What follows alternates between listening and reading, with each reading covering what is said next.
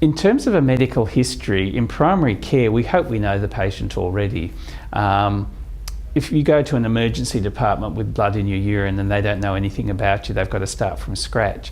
In many communities, if you have a relationship with your GP, they've actually got maybe 5, 10, 15, 20 years of medical history on you already, and those things are important to know. So the age of the patient is very important because the likely cause of the haematuria is very much affected by age. But the association of other symptoms, particularly any irritation when passing urine or any discharge associated with passing urine from the urethra is really important. So those things are critical. Asking the patient about whether they've got signs of bruising or bleeding or enlarged lymph nodes anywhere else is important. General questions around their health, how have they been feeling, have they had fever, have they had any weight loss, asking about whether they've got any of the sorts of pains that we talked about earlier, things like low back pain or pelvic pain in particular, but again bearing in mind that those are very non-specific symptoms and the vast majority of people who have those symptoms wouldn't have bladder cancer. Two important things to think about, or three really, and to include are the patient a smoker? And again, if you know the patient well, you probably have that information already. There's certainly evidence that smoking increases the risk of bladder cancer in the population generally. Secondly, have they worked with particular substances that can increase the risk of bladder cancers? And there's a number of chemical substances, particularly those that are used in some of the dye and painting industries, that we know if inhaled and ingested can increase the risk of bladder cancer, and that's why if somebody's working in those industries, they'll usually be encouraged to wear sort of fairly sophisticated ventilator masks. And the third is there any particular family history of bladder cancer?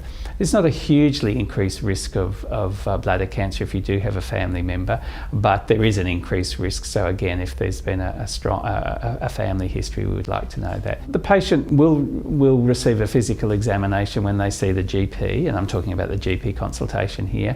The details of that examination will depend on the symptoms that the patient presents with, and remember, in general practice, the patient will often present with 2 or 3 different things.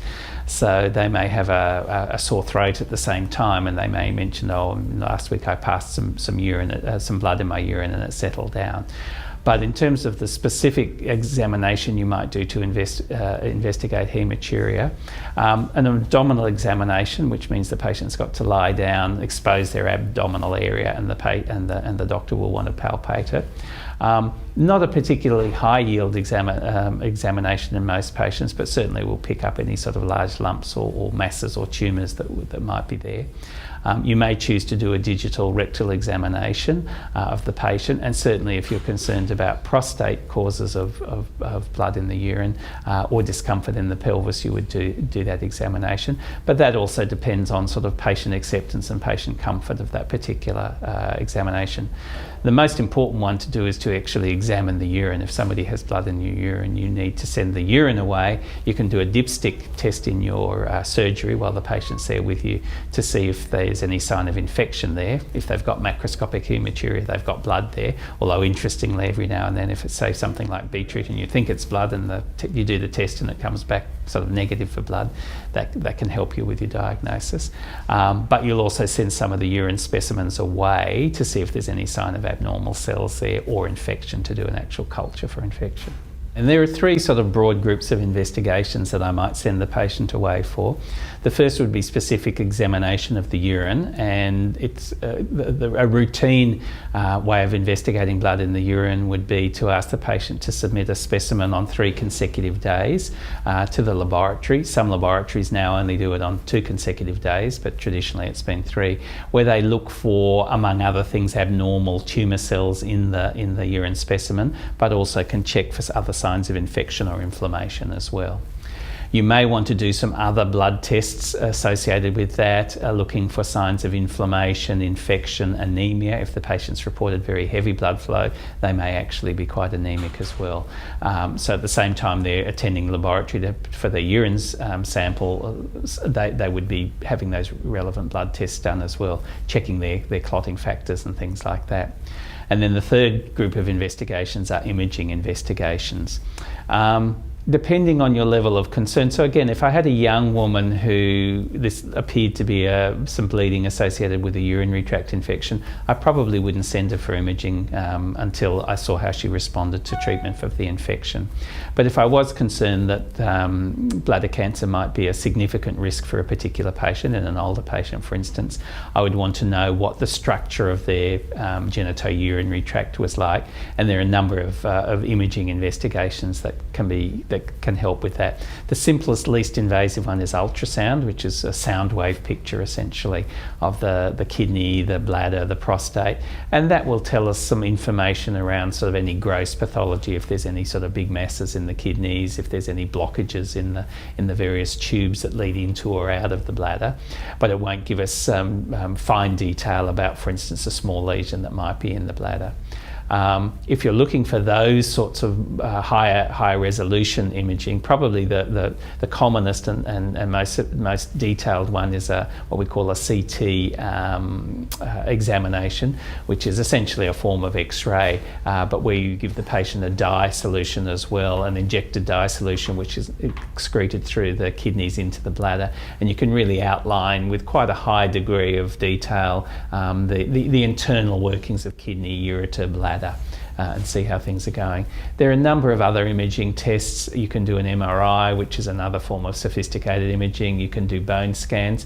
Usually if I'm thinking about those sorts of investigations, I'm either talking to the radiologist, because the optimal form of imaging does change over time. So rather than me trying to remember what the best one is, talking to the radiologist about what they think would be most useful.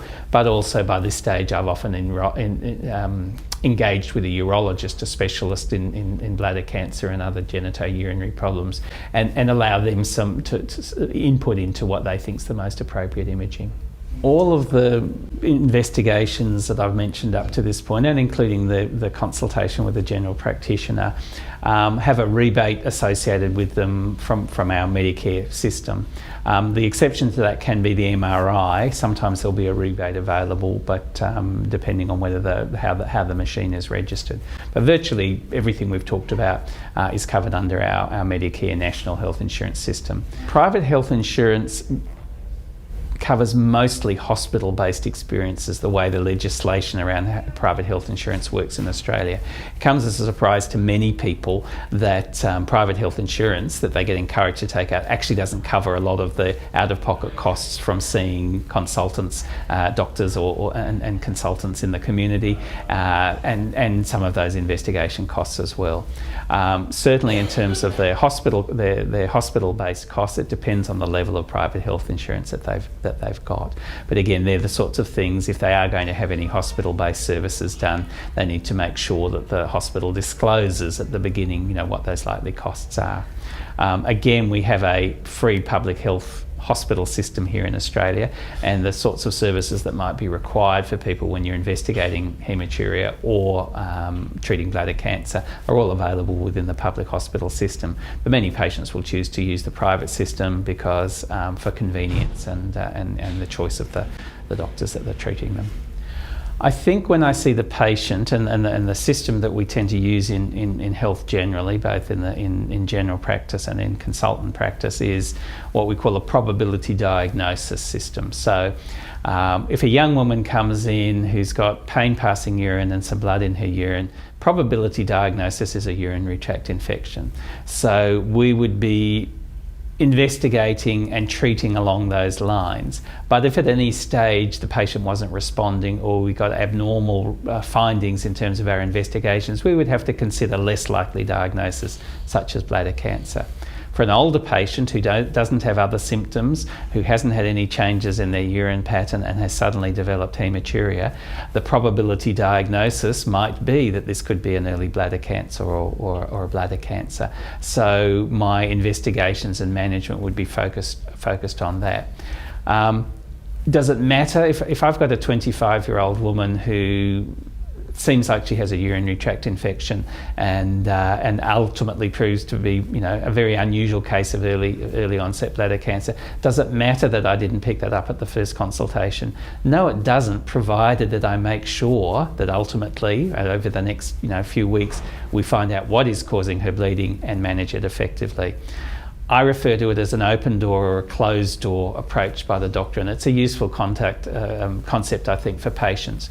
If I say to this young woman, look, absolutely, there's absolutely no chance you have a bladder cancer, it's an infection, just keep taking these antibiotics till it goes away, thank you, end of consultation. That's what I call a closed door consultation, because for the patient to come back to me and challenge me and say, look, I'm not really sure that it is an infection, or I've still got the bleeding and whatever, they actually have to challenge me. If, on the other hand, I say, look, this has all of the characteristics of a urinary tract infection, you fit the profile, everything on my examination and investigation fits that, we're going to treat it at that. But if these symptoms don't settle down or don't respond within X amount of time, or if you have any concerns, make sure you come back and discuss them with me. That's what I call an open door policy. That allows me not to over-investigate a patient who's not likely to need those investigations, but it leaves the avenue open for further investigation, follow-up if we need to. And the patient doesn't have to challenge me coming back. I've invited them to come back if their symptoms don't settle. I have absolutely no concerns about patients seeking second opinions. I guess the reason for seeking a second opinion is the important thing. If a patient doesn't have confidence in what their doctor, either the GP or the specialist doctor, has said to them, that's a concern. And it would be good if the patient felt comfortable to raise those concerns and lack of confidence with the doctor themselves. If, on the other hand, the patient's being faced with a number of complex choices around options for surgery, then it's perfectly reasonable to see what another good consultant would advise. So if we reach a situation where a patient has a diagnosis of bladder cancer, that's when, as a GP, I would step back in terms of making management and treatment decisions specifically for the bladder cancer and be guided by what the consultant urologist or oncologist, the cancer specialist, the urologist may be working with. The GP still has a role, because remember, many patients, particularly if they're older patients who have bladder cancer, have a lot of other what we call comorbidities. So when you get to my age, you don't just have your bladder cancer, you might have arthritis, you might have hypertension or high blood pressure, you might have diabetes, and how the management of those conditions is affected by the treatment of the bladder cancer is very important. So the GP is an important part of that multidisciplinary team as well.